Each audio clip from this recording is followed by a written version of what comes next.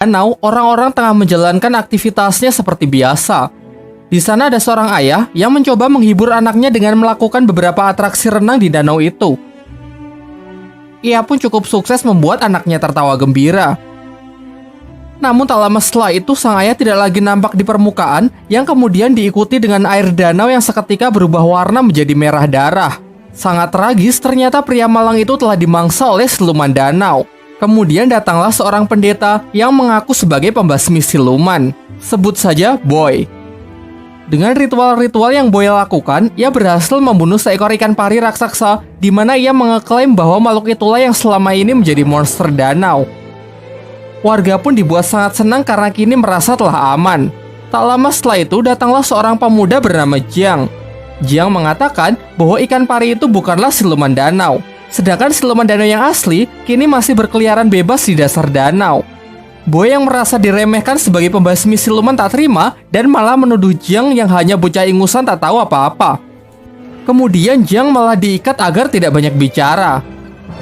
Semua orang yang merasa sekarang keadaan sudah aman melakukan selebrasi dengan berenang-renang ria di danau itu. Tetapi naas karena ucapan Jiang ternyata terbukti. Ada makhluk buas yang mendekat, sayangnya Jiang yang diikat pun tak bisa bertindak dan tak ada orang yang peduli dengan peringatannya.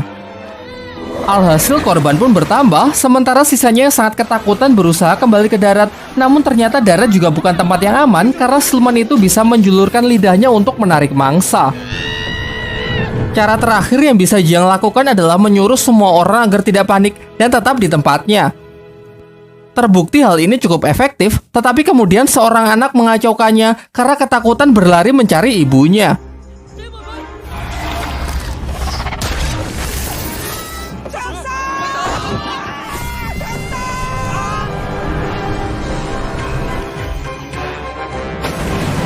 Sang ibu yang tidak bisa menerima kenyataan itu pun frustasi dan menjeburkan dirinya ke danau untuk menantang siluman itu. Disinilah akhirnya siluman itu menampakkan dirinya yang ternyata memiliki wujud yang sangat menyeramkan. Selanjutnya ada seorang bayi yang juga hendak jatuh ke danau. Beruntung Jiang yang telah berhasil terlepas datang menyelamatkannya. Jembatan mereka pun patah yang secara kebetulan memerangkap siluman ikan itu. Bersama Boy, Jiang memanfaatkan kesempatan ini untuk melemparkan ikan itu ke darat. Tetapi karena perbedaan berat yang lumayan jauh, mereka pun kesulitan melakukan hal itu. Para warga yang berusaha membantunya pun juga sia-sia. Kocaknya lalu datang seorang wanita gemuk yang berhasil melontarkan siluman itu ke darat. Siluman yang kehabisan waktu melemah sehingga berubah ke wujud semula yang menyerupai manusia. Warga yang emosi berniat menghakimi siluman itu dengan berbagai senjata. Namun Jiang menghentikannya dan memohon agar diberi kesempatan untuk menyelesaikan tugasnya ini sebagai pembasmi siluman profesional. Lantas ia pun segera membuat persiapan dengan mengeluarkan senjata andalannya yang ternyata hanya sebuah buku kumpulan lagu anak-anak. Dengan ritual ini harapannya ia bisa memberikan siluman itu pencerahan.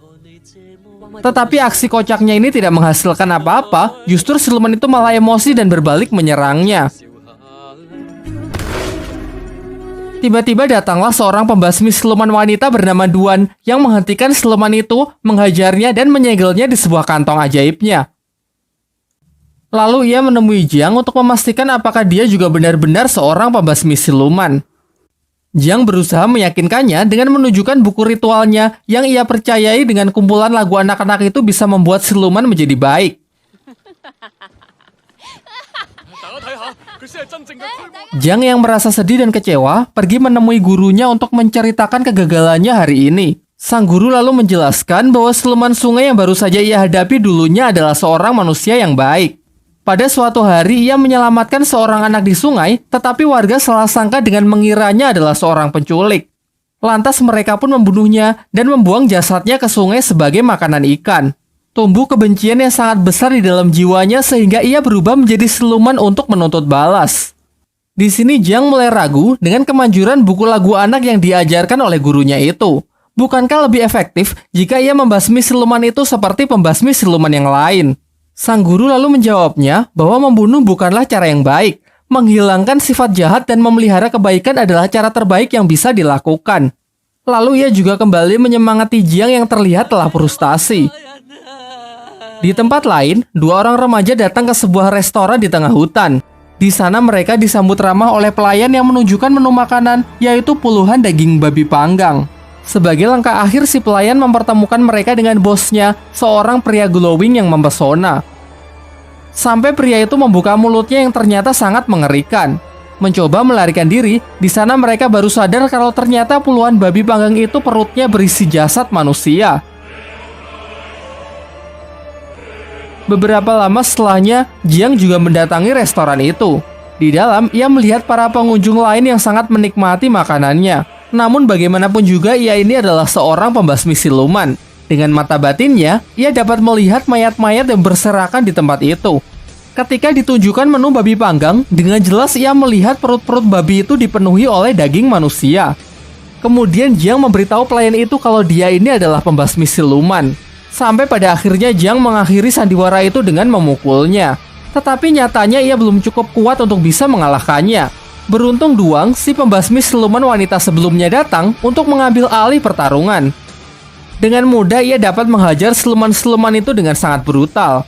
Meskipun kalah jumlah, ia jauh lebih unggul dengan menggunakan gelang-gelangnya sebagai senjata untuk menghancurkan para siluman itu.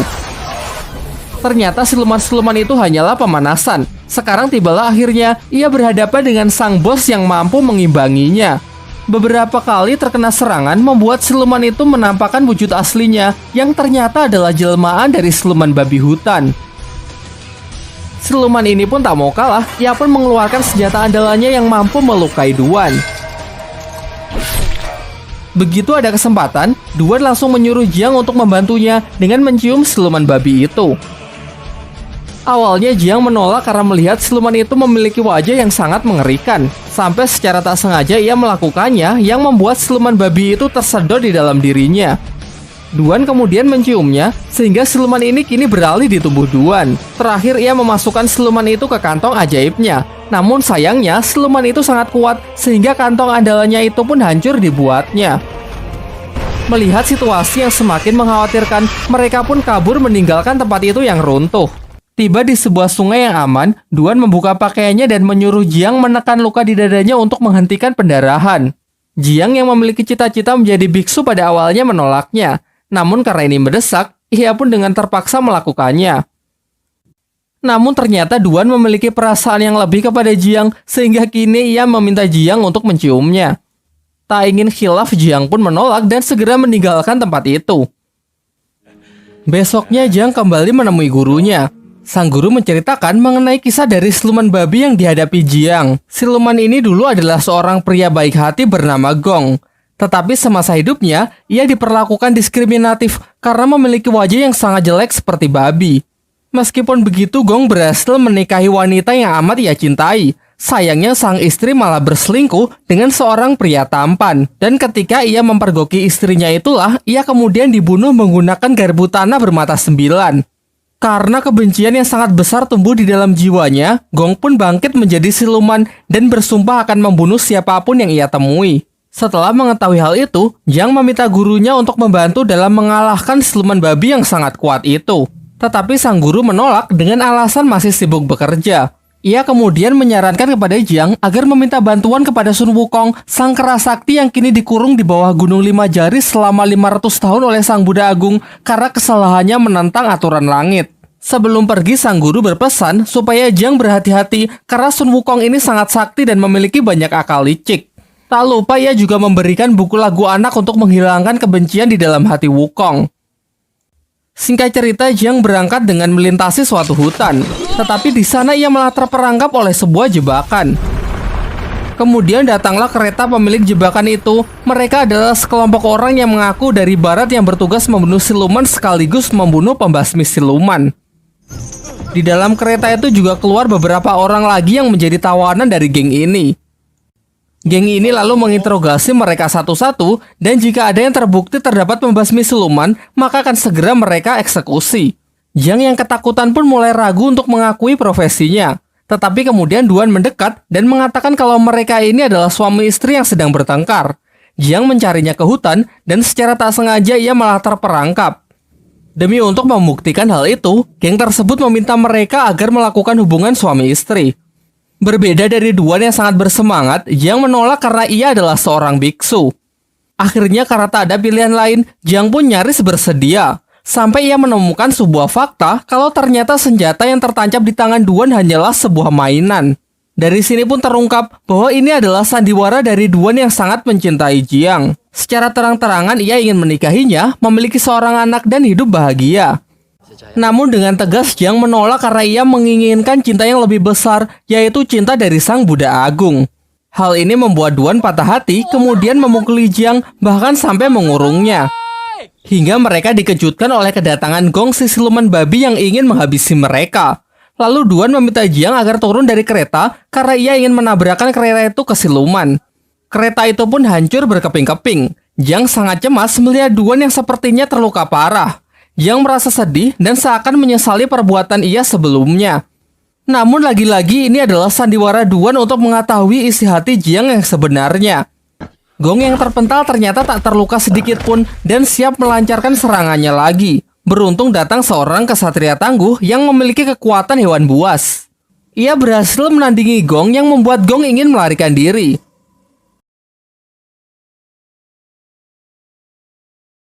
Nampaknya mereka berdua ini tidak saling menyukai satu sama lain. Datang lagi kesatria pedang yang menyemarakan perselisihan mereka. Meskipun ketiganya adalah pembasmi siluman yang sangat sakti, tetapi mereka memiliki sikap sombong yang hanya mementingkan popularitas semata. Jiang yang merasa muak berniat pergi melanjutkan perjalanan. Kemudian Duan meminta agar diizinkan menemaninya, tetapi dengan tegas Jiang menolak dan malah menyalahkan Duan karena sudah menghambat perjalanannya. Duan yang merasa emosi merobek-robek buku lagu anak milik Jiang dan kemudian memukulinya. Tetapi itu tak mengubah sedikitpun pendiriannya sehingga ia tetap pergi. Singkat cerita, setelah melalui perjalanan yang lumayan sulit, tibalah Jiang di Gunung Lima Jari. Ia sangat yakin karena di sana terdapat patung Buddha Agung yang seperti dijelaskan oleh gurunya. Lalu dengan susah payah ia pun memanjat tebing yang curam itu hingga tiba di puncak. Suatu tempat indah yang dipenuhi oleh bunga teratai. Dari sekian banyaknya bunga, hanya satu yang memiliki warna berbeda dan dugaannya tepat bahwa ternyata itu adalah tempat di mana Sun Wukong dikurung. Berbeda dengan apa yang digambarkan gurunya, di sini Wukong bersikap sangat ramah kepada Jiang. Ia mengatakan kalau kebencian di dalam hatinya sudah lama hilang dan hanya menyisakan kebaikan dan keindahan. Lalu dengan senang hati ia ingin membantu Jiang dalam menjinakkan siluman babi. Ia menyuruh Jiang untuk mengambil sebuah jimat di tempat itu yang dikenal sebagai mantra api suci. Dengan benda itu, ia dapat menjinakkan siluman babi.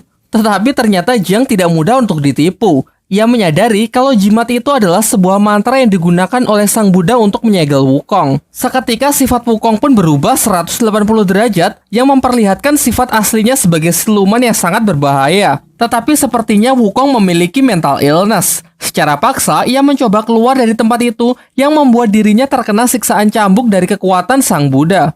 Jiang lalu menasihatinya, jika Wukong bersedia membantunya untuk menjinakkan siluman babi, maka dengan sendirinya kebaikan akan tumbuh di dalam jiwanya, sehingga suatu saat ia bisa keluar dari tempat ini. Awalnya Wukong menolak, tetapi ia berubah pikiran setelah Jiang memberinya sebuah pisang. Wukong lalu menjelaskan bahwa siluman babi ini sangat menyukai pesona wanita yang menari di bawah sinar rembulan. Dengan cara itu, ia bisa memancing siluman babi ke tempat ini. Tetapi masalahnya, di sini tak ada wanita. Sampai Duan datang yang ternyata telah mengikuti Jiang karena merasa khawatir. Ya, meskipun Jiang masih terlihat kurang senang dengan kedatangannya.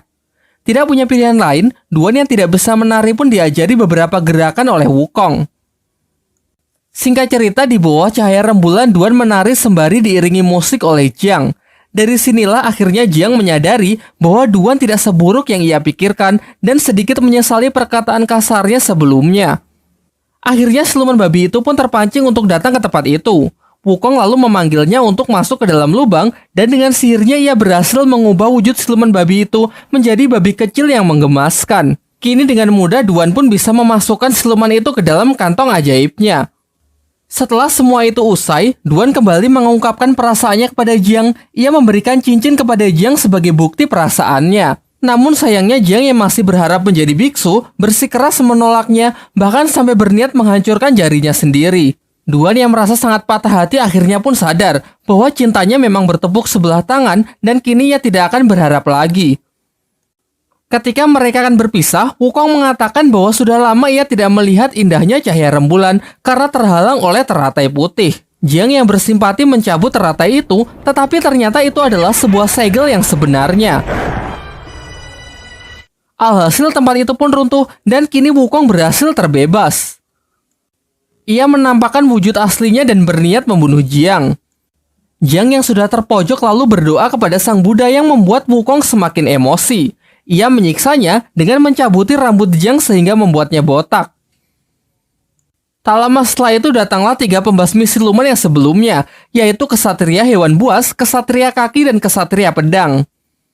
Pada awalnya Wukong diremehkan karena perawakannya yang sangat kecil. Mencoba unjuk kebolehan Kesatria Hewan Buas maju terlebih dahulu untuk melancarkan serangannya. Tetapi dengan mudah Wukong dapat mengatasinya dan malah memakan kesatria itu hidup-hidup. Giliran Kesatria Kaki yang menyerangnya menggunakan injakan telapak kaki raksasa. Pada awalnya ia sangat sombong dan yakin dengan kakinya itu dapat mengalahkan Wukong. Namun karena tubuh Wukong yang terlalu keras, kakinya pun malah berlubang. Terakhir, Kesatria Pedang membuka kotaknya yang berisi beberapa pedang kecil. Dengan mantra yang ia rapalkan, pedang itu pun berubah menjadi sangat tajam dan langsung melesat ke arah Wukong. Wukong lalu menangkap pedang itu, namun ia malah ikut terlempar ke udara. Kesatria Pedang memanfaatkan kesempatan ini untuk mengeluarkan seluruh pedangnya dan menyerangnya secara bertubi-tubi. Lagi-lagi Wukong lebih unggul dengan bisa menghindari semua serangan itu. Lalu Kesatria menyatukan seluruh pedangnya untuk melancarkan serangan pamungkasnya. Meskipun Wukong gagal menangkisnya menggunakan Toya Sakti, tetapi dengan tubuhnya yang sangat keras, pedang itu pun malah hancur berkeping-keping. Kemudian Wukong mendekat dan langsung membakar para pembasmi siluman itu hingga hancur menjadi debu. Kini tersisa Jiang sendirian yang akan dihabisi oleh Wukong. Tetapi kemudian Duan datang dan langsung menantang Wukong. Sayangnya apa daya level mereka terpaut terlalu jauh. Duan menerima serangan fatal dari Wukong yang membuatnya harus meregang nyawa. Di saat-saat terakhirnya, Duan mengatakan bahwa ia benar-benar tulus mencintai Jiang. Jiang membalasnya dengan mengatakan bahwa sebenarnya ia juga sudah lama jatuh cinta kepada Duan. Terakhir, Jiang mengabulkan keinginan yang selalu diminta oleh Duan, yaitu melakukan sebuah ciuman. Di sampingnya, Jiang melihat buku lagu anak-anak miliknya yang ternyata sudah Duan perbaiki. Jiang lalu membacanya, dan seketika seluruh lukanya pun sembuh, serta ia diselimuti oleh cahaya Sang Buddha. Dengan doa yang ia panjatkan, patung Sang Buddha pun bangkit kembali.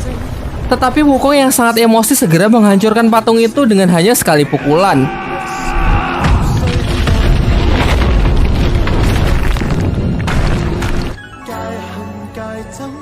Tidak berhenti sampai di sana, di angkasa Sang Buddha Agung muncul dan menyerang Wukong dengan jurus tapak Buddhanya. Wukong mencoba menahan sekuat tenaga hingga berubah ke wujud kera raksasanya. Tetapi nampaknya meskipun ia keras sakti sangat mustahil menahan serangan sekuat itu.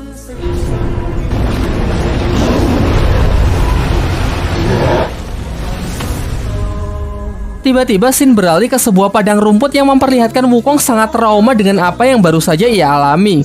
Kemudian Jiang datang untuk menenangkannya sekaligus mengangkatnya sebagai murid. Serta ia memberikan gelang peninggalan Duan yang ia rubah menjadi sebuah mahkota. Singkat cerita, Guru Jiang memberikan sebuah tugas agar Jiang melakukan perjalanan spiritual untuk mengambil kitab suci di wilayah barat demi membebaskan umat manusia dari penderitaan. Namun karena perjalanan itu sangat berbahaya, dipenuhi rintangan dan hambatan sehingga Jiang harus ditemani oleh 3 muridnya, yaitu siluman ikan, Wukong, dan siluman babi. Tamat.